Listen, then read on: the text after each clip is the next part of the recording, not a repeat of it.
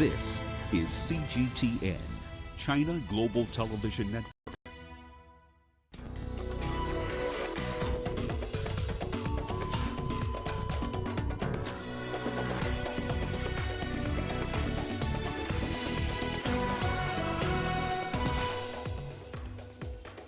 The Ethiopian government working with UN aid agencies to deliver aid to people affected by conflict in the north. The African Union says Johnson & Johnson vaccine shipments to begin but warns of slow deliveries. And South Sudan's Vice President Machar condemns his ouster from SPLA-IO leadership. Hello and welcome. You're watching Africa Live. We're coming to live from Nairobi. I'm Hannah Viviers, and here with the latest in business is Rama. Thank you very much, Hannah. Here's what's coming up in business news. Zimbabwe announces plans to clear unprocessed foreign currency allocations from central bank-run auctions.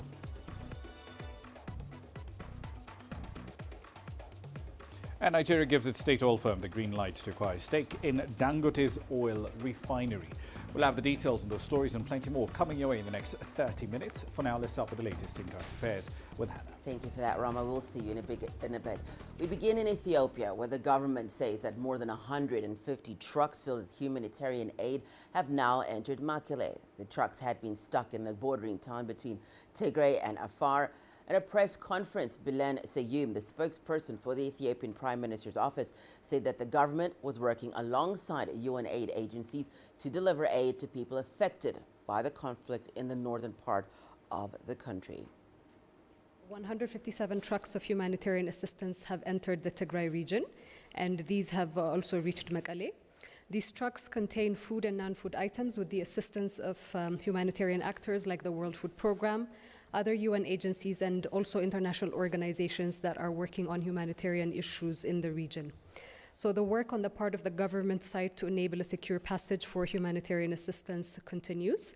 And the passage of these trucks and their en route into Mekelle has been also confirmed by the WFP side. Clear guidelines and protocols have been put in place as part of the government security measures that every stakeholder needs to adhere to when delivering humanitarian assistance into the region. CGTN's Giram Chala is following this story and now joins us from Addis Ababa. Hi, Giram. What more can you tell us on the government's reaction to the situation in Tigray? Well, in the Tigray regional state, one conflict is ongoing in different areas, including bordering towns of Amhara and Afar regional state.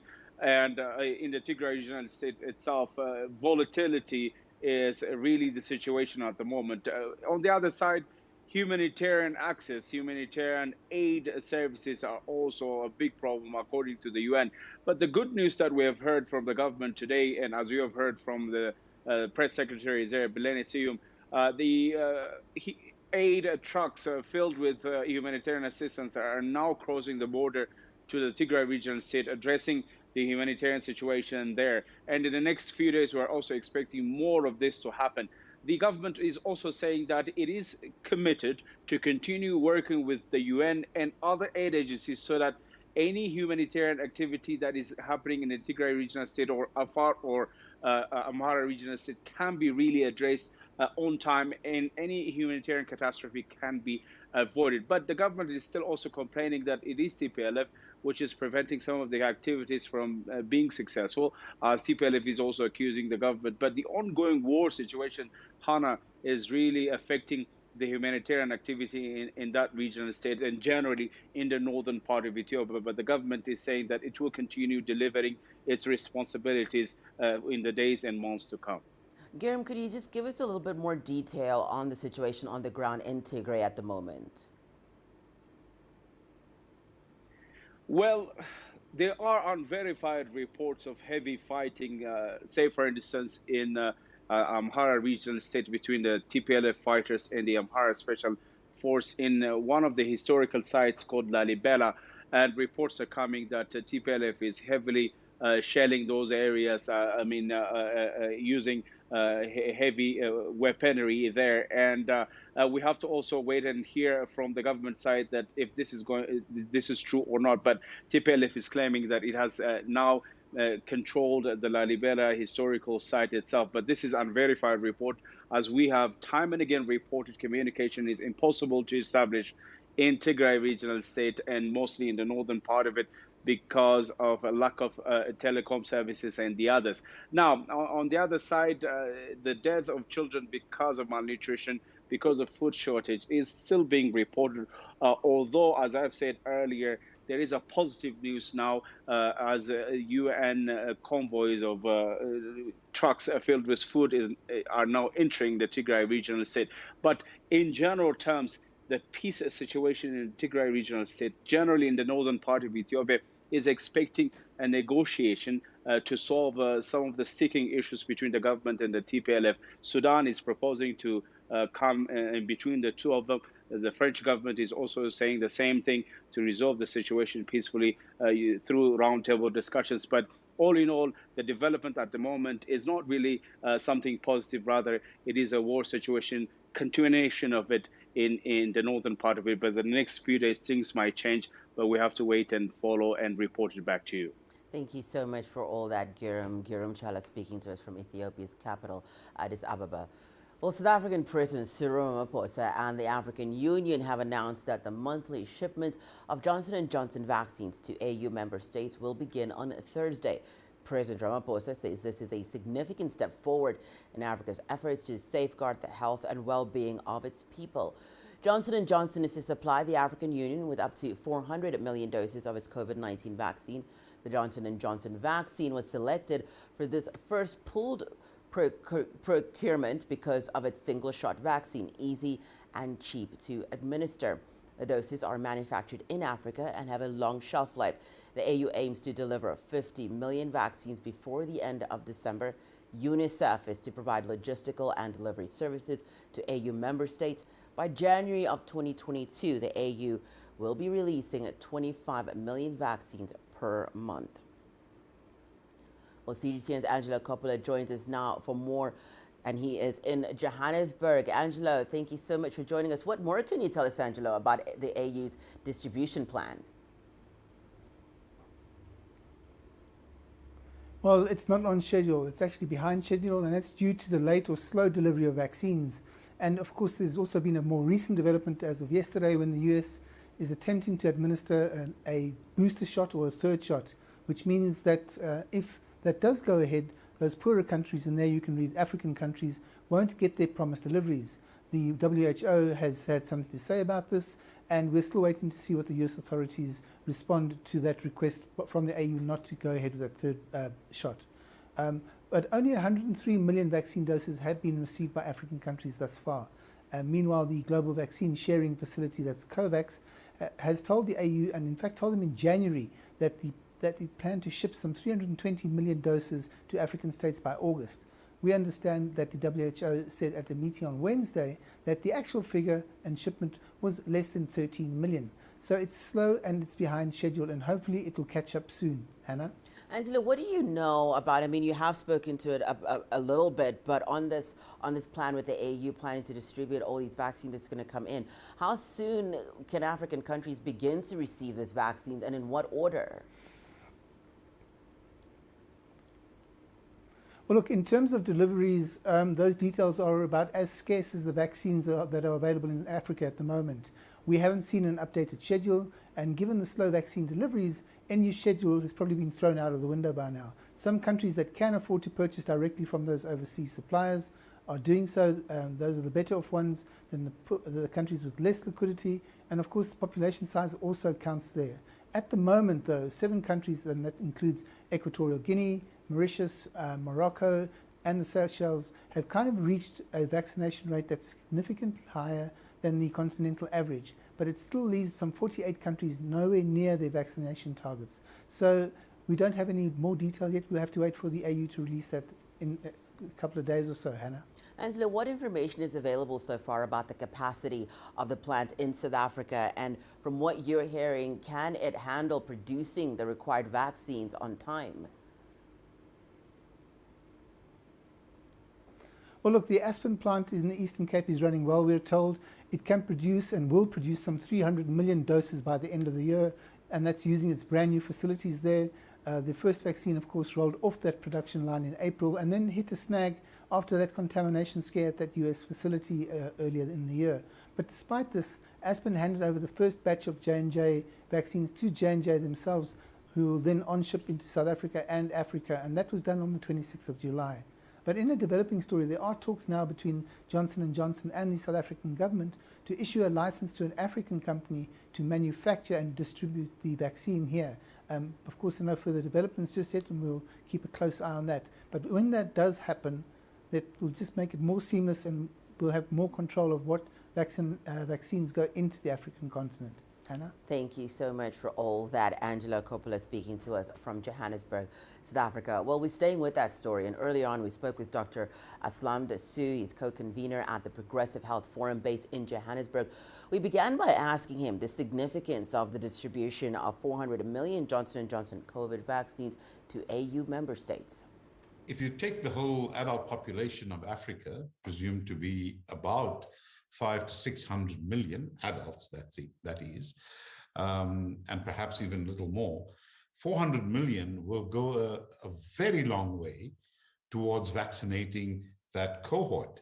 And of course, being the J&J vaccine, which requires only one dose, makes it enormously easier to reach populations where it is often difficult to do repeat or booster doses.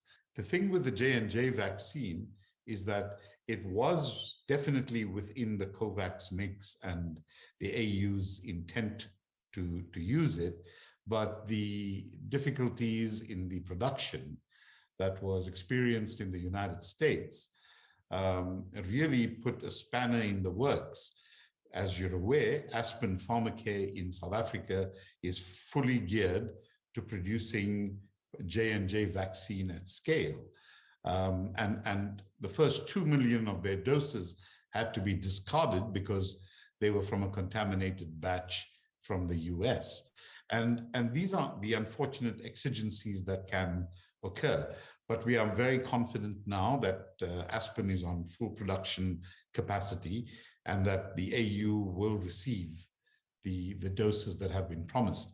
If it receives the full 400 million doses, and if it's able to distribute them and for people to be given the shots, I think Africa could be placed on a different footing insofar as the pandemic is concerned.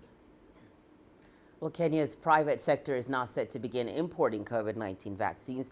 This comes after the government allowed members of the Kenya Private Sector Alliance to bring in 1 million doses through government agencies. CGTN's Wilka Sanyawa has more on that story. Hardly 6 months after it launched its COVID-19 vaccine efforts, Kenya has administered just over 1.7 million vaccines to members of the public. Only about 2.4% of adults in the country are fully vaccinated. Kenya has also placed an order for 13 million doses of the Johnson & Johnson vaccine, and now it's taking yet another step to secure even more vaccines. The Ministry of Health has authorized the country's private sector to import 1 million vaccine doses. We are likely to see increased coverage because then it means we can have more vaccine in the country, even times when the government is not able to access the vaccine through the usual mechanisms, through the country donations, through the COVAX mechanisms. In March, Kenya's Cabinet Secretary for Health, Mutahi Kagwe, had announced that no private entity would be involved in the procurement of COVID-19 vaccines. This was to reduce the potential risk of importation of counterfeit vaccines. Now the government has set up a mechanism to ensure accountability. Under the arrangement, the private sector will secure 1 million vaccine doses, but through a government agency. This will serve as a pilot project. I think the government has worked very hard to ensure that we have the right controls, all the way from ensuring that the vaccines that are being imported are accredited vaccines. We now have controls around who gets the license based on their capacity for the supply chain to import, to distribute, to administer. Kenya, which has seen an upsurge in its COVID-19 infection rates in recent weeks, is looking to vaccinate a huge section of its population in coming months. Wilkes Anyabo, CGTN. Nigeria is recording its highest figure of daily infections from COVID-19 in 6 months. Data from Nigeria's Center for Disease Control shows that 747 cases were recorded in the last 24 hours. The country has been recording increase in coronavirus cases since the discovery of the Delta variant in June. Reporting from Abuja, here's CGTN's Billy Haza. Most of the cases were confirmed in Lagos State as well as Akwa Ibom, Oyo, the Federal Capital Territory, Abuja, among others. The new infections are recorded mainly from states where the government placed a red alert last month. The spike in cases is occurring at a time when across the country there's an ongoing nationwide strike by the National Association of Resident Doctors, and this could further put severe strain on hospitals and other medical facilities. But officials of the country's health ministry say they are working hard to ensure the demands of the striking doctors are met so that the country can effectively manage and prevent an impending outbreak. Also, only around 1% of Nigeria's population has been vaccinated so far, as against this year's target of 40%. However, authorities announced on Monday the arrival of about 4 million doses of Moderna COVID-19 vaccine donated by the U.S. The government says it's also expecting another batch of 41 million doses of vaccines on or before the month of September from the COVAX facility, which could see it achieve around 60% of this year's vaccination target. Phil Ihaza, CGTN, Abuja. China is set to provide up to 2 billion doses of coronavirus vaccines globally this year. The announcement was made in a written message from Chinese President Xi Jinping to a newly launched forum on COVID-19 vaccine cooperation. The first meeting was attended by some medical manufacturers and representatives from the United Nations and some countries. Xi also said that China would donate $100 million to the COVAX initiative. He also proposed measures on global vaccine cooperation. He said that China remains committed to common health for mankind and helping developing countries fight the pandemic. Meanwhile, the U.S. government is preparing to require almost all overseas travelers to be vaccinated against COVID-19 to enter the country. This comes as the Delta variant continues to spread. Giles Gibson reports from Washington, D.C. All eyes are on Florida and Texas. Between those two states, they made up a third of new cases in the entire country. And as case numbers go up in those states, healthcare systems are also coming under pressure. The Florida Hospital Association says that 60% of hospitals will face critical staffing shortages in the next 7 days. And doctors and nurses in those hospitals have, of course, already been through several waves of the coronavirus already since the spring of 2020. We've also had some new data showing just how dominant the Delta variant is now in this country. Over the last 2 weeks, the Delta variant accounted for 93% of infections, showing that it's really just pushed out some of these earlier variants of the virus. Meanwhile, the Republican governor of Arkansas, Asa Hutchinson, has said that he regrets signing a law that bans mask mandates in the state. This law was passed by the state legislature back in April of this year when cases were declining in Arkansas and really declining all over the United States. One of the things that this law does is it means that school districts can't pass mask mandates as they get ready to bring students and teachers back to classrooms in the fall. As cases are really surging again in Arkansas, the governor of Arkansas, Asa Hutchinson, has said that he wants to change that law. The problem is that Republicans who control both the state Senate and the state House of Representatives are not guaranteed to grant him his wish and reverse this legislation. Giles Gibson for CGTN in Washington. And now we bring it back to the African continent. South Sudan's first Vice President, Riek Machar, has condemned leaders within the military wing of his Sudan People's Liberation Movement in opposition for announcing his ouster from the party's leadership. The party leaders are accusing Machar of no longer representing their interests. The leaders have replaced Machar with a former SPLA-IO Chief of General Staff Simon Gatwich Dual.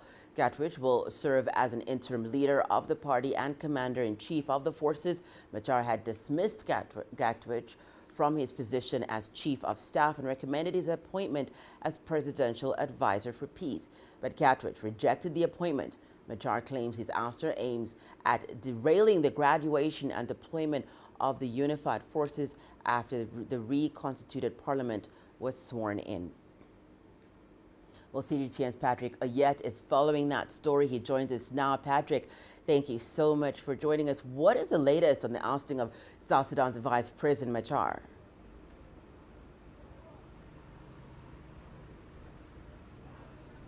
Yeah, the latest is actually, as part of it, you said that the first Vice President, Dr. Riek Machar, has responded to that move. He said that the three generals who actually steered the meeting that now declared that he is no longer the leader of opposition group, that meeting or those generals acted ultra vires, they acted beyond the powers that they had. He said that, for example, General Simon Gatwech had already been relieved from his position as the Chief of General Staff and appointed to be the presidential advisor. He was supposed to be in Juba, but he did not report. So he has actually condemned that move. He says that he still remains the legitimate leader of the opposition group. He says they will continue to implement the peace agreement. He is also saying that the group that has now declared that they are the legitimate leaders are actually focusing on derailing the peace deal's implementation, especially the issue of graduation of forces, because the 2018 South Sudan Peace Agreement Chapter 2 provides for reunification of the forces, retraining them, and then redeploying them. The reunification has taken place, the retraining has taken place, but more than a year now, these forces are still in the training camps. They were supposed to have been graduated and already passed out and redeployed. This has not happened, and this is where the challenge is, because actually the peace may be in Juba, where the national government is formed, the parliament is reconstituted, but when you go to the ground, the peace dividend is not with those generals. So the generals have issues with the peace deal's implementation because they feel they are not getting anything. Their soldiers are still in the cantonment sites. They are not getting salaries. They are not having food. They don't have medical care. That's why some of them, when they are appointed to come to Juba, they don't want, because they feel, for example, during the 6 years of the war, they mobilize, some people mobilize the entire village. They have young men and women who are with them, so they don't want to leave them in the bushes and come to Juba and take positions. And some of the experts we spoke to say, the slower the peace process continues to be implemented, the more we are going to see this kind of movement from the various groups that have formed this peace agreement. Thank you so much for all that. Patrick Ayet speaking to us from Juba, South Sudan. Well, let's now take a short break and return. More news making headlines, including Mozambique's former president Joaquim Chissano calls for talks with armed groups, and Egypt to organize meeting between Libya's Prime Minister Dibeiba and LNA Commander Haftar.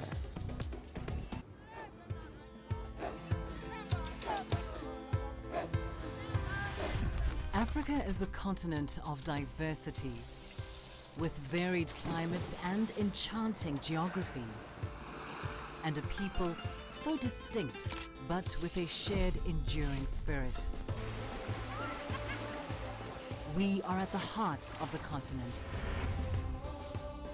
to bring you the untold stories. Let's have a look.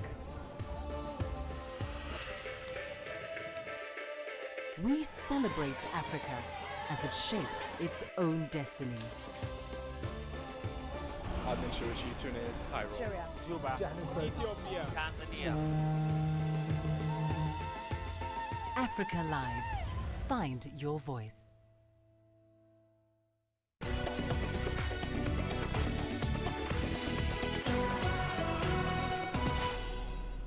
Welcome back. You're watching Africa Live.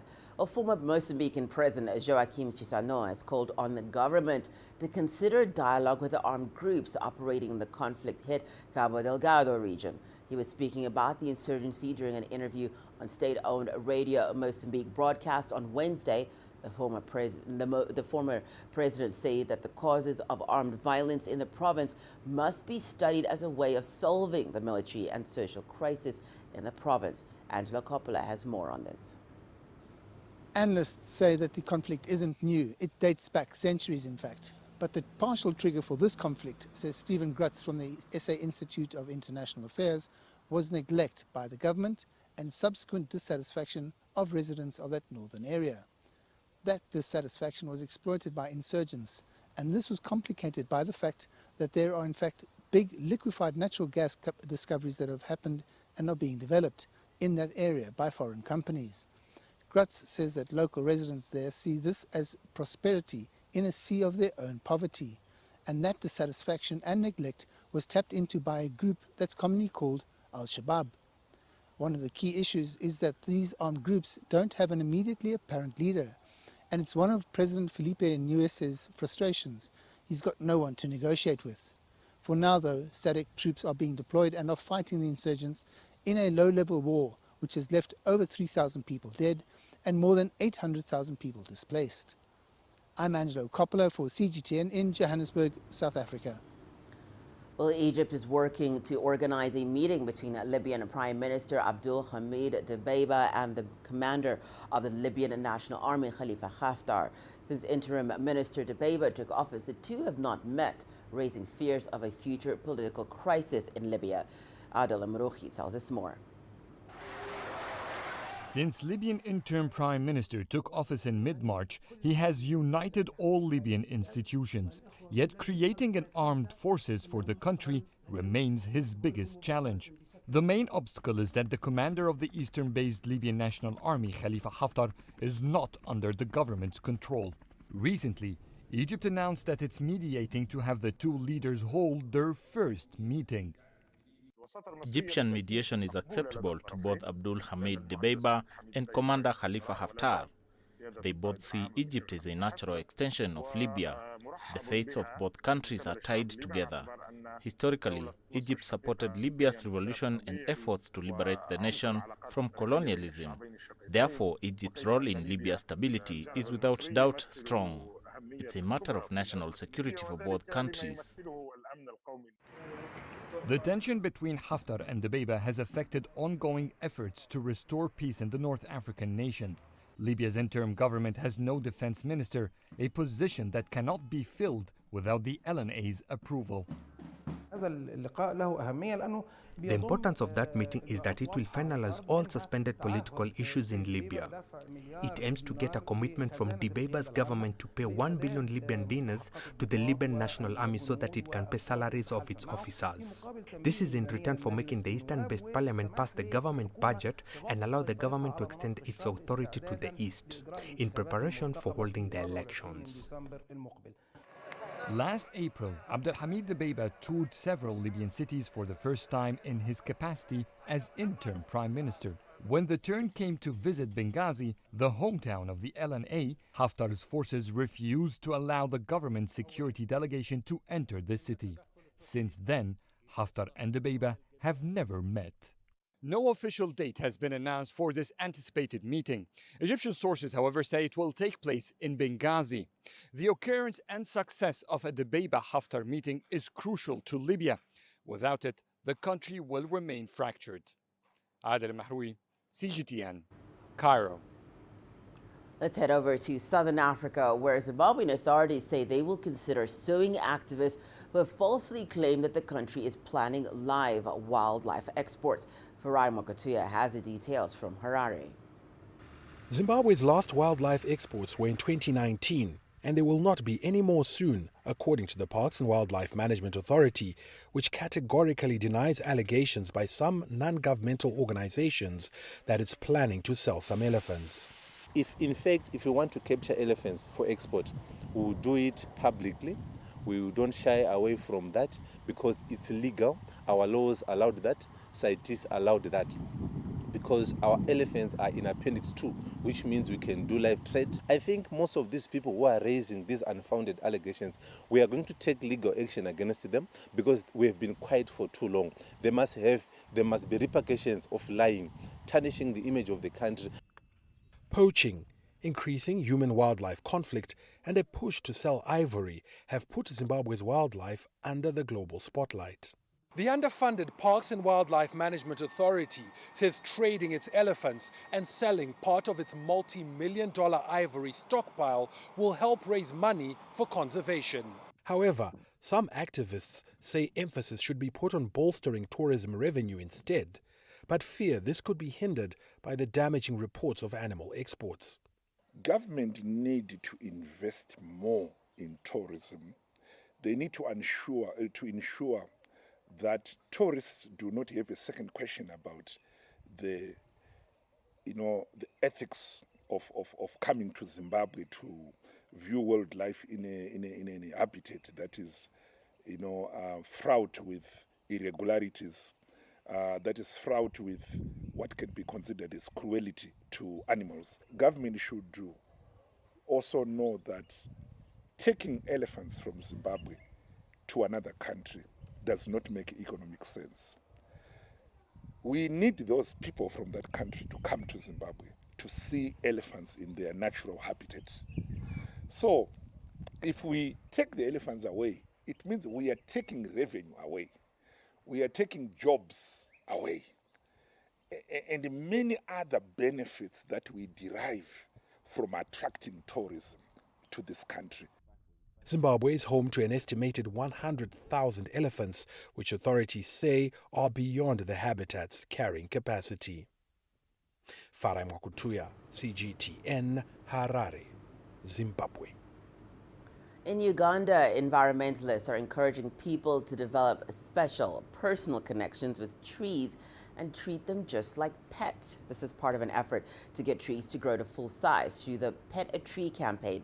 Campaigners are concerned that the country is losing most of its forest cover to loggers. Isabel Nakira brings us that report.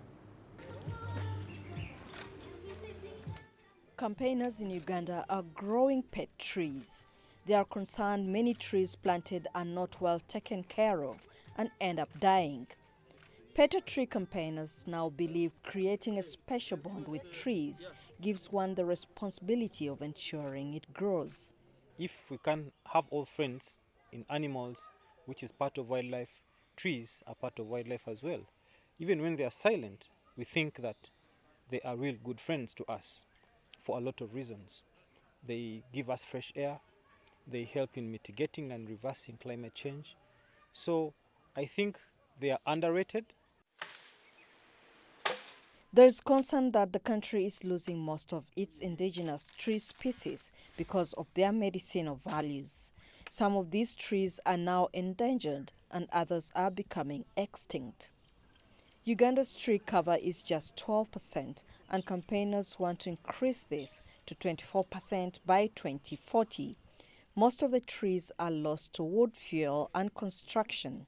Foresters here are encouraging developing relationship with trees by naming them and taking care of them as pets till they grow in order to improve the tree cover. So we are propagating so many of these seedlings so that people can take this back home and plant and regain what was once ours. Because some of these trees are just endemic or they can only be found here in Uganda. So it is very important that we always preserve them. The Pet a Tree campaign is hoping to use cultural ceremonies like marriages, birthdays and school clubs to promote the planting of more trees. Their goal is to grow at least 1 million trees annually with the hope of reversing the effects of climate change. Isabel Nakiria, CGTN, Entebbe, Uganda. Well, I'll be standing by to bring you more news making headlines, including the latest from the Olympics. But for now, let's take a look at what's happening in the world of business with Rama. Thank you very much, Hannah. Here's what's coming up in business news. In business, Zimbabwe announces plans to clear unprocessed foreign currency allocations from central bank-run auctions.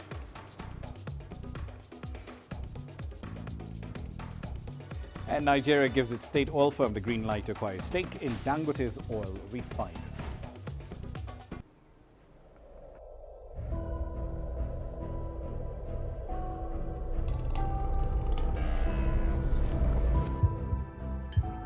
It's just taken me completely out of my depth, but At the same time, it's exciting. It's new, it's different, it's a challenge. It's really exciting. Over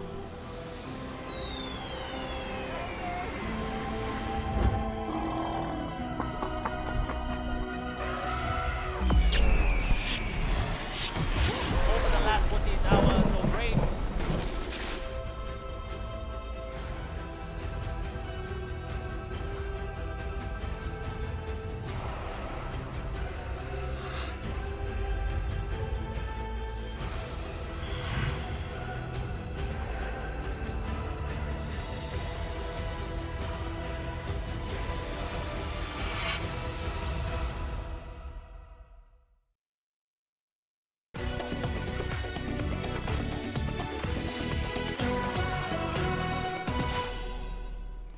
Let's start in Zimbabwe. The country has announced plans to clear unprocessed foreign currency allocations from central bank-run auctions within the next 45 days. Traders and businesses estimate that roughly $200 million is outstanding. Last year, the central bank introduced a weekly foreign currency auction in order to improve access to the dollar, ostensibly by better pricing. But some traders say it takes up to 7 weeks, even now, for the winning bidder to get the quota they've paid for. And that in turn is disrupting companies' operations significantly. The Zimbabwean dollar has been trading around 82 to 85 to the American dollar since January, leading to accusations by business leaders that the authorities are effectively fixing the exchange rate. The central bank has denied those accusations. Crossing over to West Africa now, Nigeria has given its state oil firm, the Nigerian National Petroleum Company, NNPC, the green light to acquire a 20% stake in Dangote's oil refinery for the sum of $2.8 billion. Now, the government has also approved contract awards for the modernization of 2 other state-owned refineries. The 650,000 barrel a day Dangote oil refinery is under construction in the Lekki Free Zone in Lagos. It's scheduled for commissioning in January next year. The refinery is roughly valued at about $19 billion. It's said to be the largest single-train refinery in the world. It's expected to transform Nigeria from being a net importer of refined petroleum products to being a net exporter. And hopefully that will help it increase its foreign exchange earnings and also meet rising demand for fuel in its domestic market. Still in Nigeria, the country plans to take advantage of a fund allocated by the IMF to boost its struggling economy. The IMF has set aside an estimated $3.4 billion to help Nigeria recover from the effects of COVID-19. With the details from Abuja, here's CGTN's Phil Ihaza. The fund, called Special Drawing Rights or SDRs, is drawn from the IMF's reserve to make emergency loans available so that developing nations like Nigeria can shore up their currency reserves without the need to borrow at high interest rates. According to IMF Managing Director Kristalina Georgieva, the entire SDR approved for all countries is worth an equivalent of $650 billion and is the largest ever allocation from the IMF's reserves. She says the historic decision was born out of the desire by the IMF to assist global economies at a time of unprecedented crisis. The aim is to boost global liquidity at a time when the world is struggling with the coronavirus pandemic. Africa's largest economy bounced back from a recession in February as a result of the easing of pandemic restrictions. Since then, the government has been intensifying efforts to diversify its crude oil-dependent economy to revamp other sectors like agriculture, manufacturing, health, and transportation. According to the IMF, the general allocation of SDRs will become effective on August 23. Phil Ihaza, CGTN, Abuja. Let's look at some macro data now. The economic output collectively of the countries that make up the Southern African Development Community contracted by nearly 5% last year. That's according to a report released by the Regional Group Secretariat. With the details, here's CGTN's Angelo Coppola. Regional annual inflation increased to an average of 49.6% in 2020 from 16.4% in 2019, largely due to heightened inflationary pressures in Zimbabwe. The region's current account balance widened from an average deficit of 4.2% in 2019 to 4.7% in 2020. The COVID pandemic has hit the region hard, and we were coming from a slowdown previously in terms of growth. If you look at the figures from 2011, 2012, the growth has been slowing down. Economic prospects for the bloc remain pessimistic, as the region still depends on the natural resources, agriculture and mining sectors for growth. You are looking at the domestic scenario whereby production is still being impacted by the COVID itself. Because of these measures, you have to limit the production. But on the demand side, you are also faced with the challenge of the supply chains being broken. And that will drag on for the next 2-3 years. Who knows? While the medium-term view remains pessimistic, there are opportunities. But some work first needs to be done on in-country industrial development to exploit external opportunities. Do we have the product to sell to this market? That's why I'm saying that I'm pessimistic, because the approach which is necessary to address the current scenario in the medium, even to the long term, sustainably, it depends on addressing the structures of our economies by developing the industrial sector through value chain development. SADC has all the plans in place. It now needs to implement them in order to grow economically. I'm Angelo Coppola for CGTN in Johannesburg, South Africa. Up north, the Egyptian President Abdel Fattah el-Sisi plans to hike the price of subsidized bread in the country. He says that price increase will help the government cover the cost of meals provided to school children. Now, this is the latest move in a series of austerity measures being taken by his government to overhaul the economy. The president, however, did not give precise details on the size of the price hike or the timing, the exact timing when it would take place. He made these comments during the opening of a mega food industries complex in the Nile Delta province of Manufia. The complex will provide school meals for around 13 million children across the country. The time has come for the price of bread, a loaf of 5 piastres, to increase. Someone might tell me that I should have asked the government or Prime Minister, Dr. Mustafa, or the Supply Minister to make the decision. But no, I will take responsibility for changing the situation in front of my country and my people. It is unbelievable that we provide 20 loaves of bread for the same price of just 1 cigarette. I'm saying this live on television to all Egyptians. This has to stop. We need 8 billion Egyptian pounds to supply meals to our students, and we don't have the money. The issue needs to be reorganized in a suitable way. I'm not saying we make it significantly more expensive, as it costs the government 65 or 60 piastres, but this has to stop. In the meantime, the Chinese pharmaceutical firm Sinovac Biotech is investing some $60 million to build a vaccine production plant in Chile. Now, the company has already delivered nearly 20 million doses of its COVID-19 vaccines in the country. The new facility in Santiago will start production in the first quarter of 2022. It will be able to make some 50 million doses of the COVID-19 vaccines every year. It will also help the Chinese firm's expansion in Latin America. Sinovac also plans to build a research and development center in the northern region of Antofagasta in Chile. I'll leave you there for the time being, but I'll be back at the top of the hour. In global business, we'll go back to Zimbabwe. Authorities there have decided to pull an old policy out of the closet. They've decided to ban the export of raw chrome yet again in a bid to support the domestic ferrochrome industry. The country, of course, has the world's second largest chromium reserves, and the minerals are expected, at least as the government sees it, to boost its vision of attaining a $12 billion mining industry by 2023. But this is the third time they're trying this. What worked back then and why they're trying this again? We'll explore that live from Harare at the top of the hour. See you then. For now, back to Hannah. Thanks, Rama. We're looking forward to that. We're going to take a short break and return. We'll look at how a Ghanaian solar taxi company has set up a training school for female engineers. The greatest journeys, the greatest sights, the greatest adventures. Here in Kanater, this weir allows the locals to walk on water. We're far more than just TV news.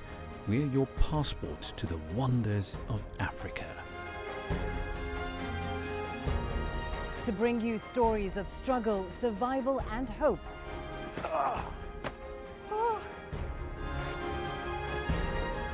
So let's explore.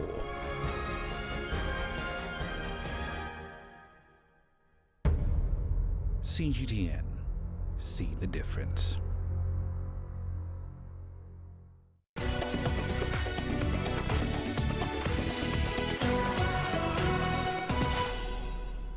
Our next story is from Ghana, where the car industry, like many around the world, has largely been dominated by men. However, Ghanaian startup specializing in building eco-friendly electric vehicles is intent on changing that. Solar Taxi has set up a training academy for female engineers in a bid to diversify the sector. With more on that initiative, here is CGTN's Nabil Ahmed Rufai. Erica Amponsa and her team are charting a new path in the automobile industry in Ghana.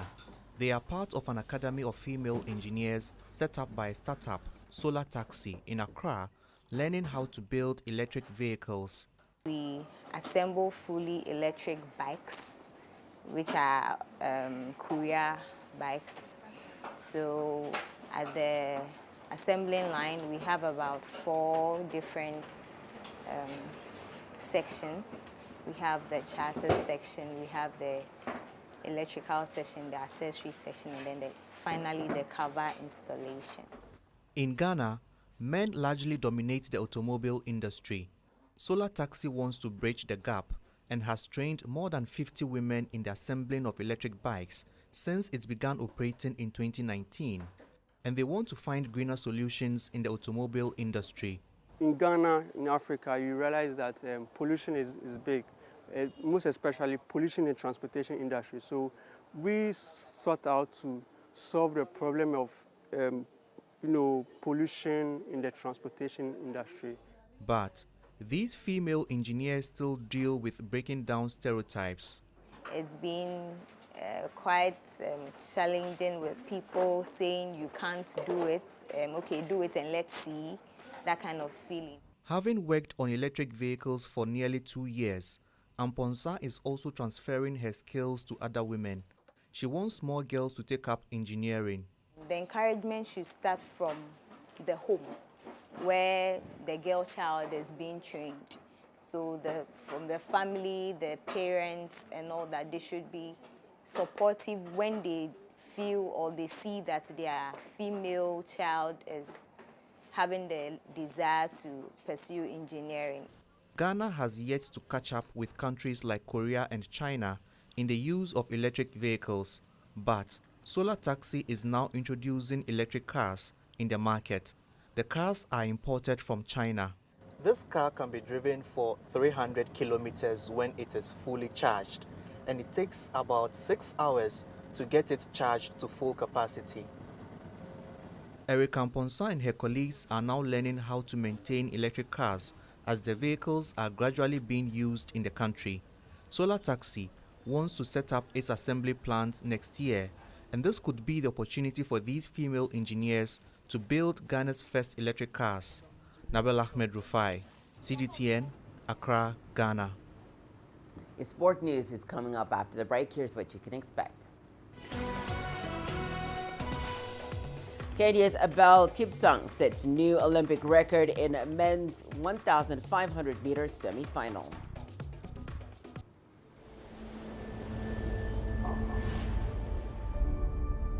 How would you create your legend? On the fields, on the tracks, in the arenas of Africa. Were you born to be a player? Could this moment be yours?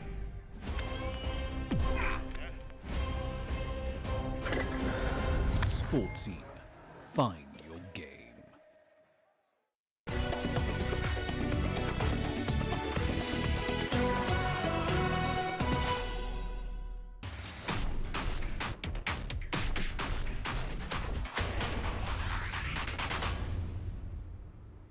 Kenya's Abel Kipsang broke the Olympic men's 1,500 meters record in the semi-finals on Thursday to ease into the final. Kipsang posted 3 minutes 31.65 seconds, beating the previous mark of 3 minutes 32.07 seconds set by former Olympic champion Noah Ngeni in Sydney 20 years ago.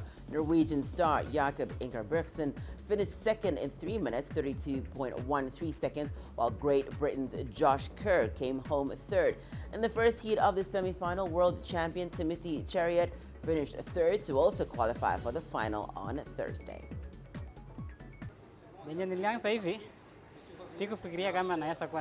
When we started the race, I never thought I'll be the first to cross the finish line. But in the last lap, I noticed whoever was in front of me was tired, so I went for it. The final won't be easy, but we'll work hard for it, just like we did today. There is a lot of pressure going into the final for me. I am aware of that. Because I'm the world champion, all eyes are on me. But I have seen Kipsang is running very well, so I am hopeful for Kenya. I'm the world champion now, every eye is seeing on me. Meanwhile, the women 1,500 meter final is set for Friday, as Africa will have 3 athletes lining up for race. Uganda's Winnie Nanyondo, Ethiopia's Ferweni Gabriziba, and defending champion from Kenya, Faith Kipyegon. The Rio 2016 gold medalist says she's feeling good going into the final, but knows it will not be easy defending her title. I'll be the only Kenyan in the final, so I'll have to work very hard to make sure the gold medal remains within Kenya. I'm glad that the weather has been getting better. It wasn't like this at the beginning of the week, so I hope it will even be better on Friday. I know the final won't be easy, but I'll just give my best and be thankful with the outcome. After Thursday's action in Tokyo, Kenya remained top of the African medal chart with a total of 5 medals. South Africa is second with 1 gold medal and 2 silvers. Ethiopia and Uganda take 3rd and 4th place respectively with 1 gold, 1 silver and 1 bronze each. Tunisia closes the top 5 with 1 gold and a silver.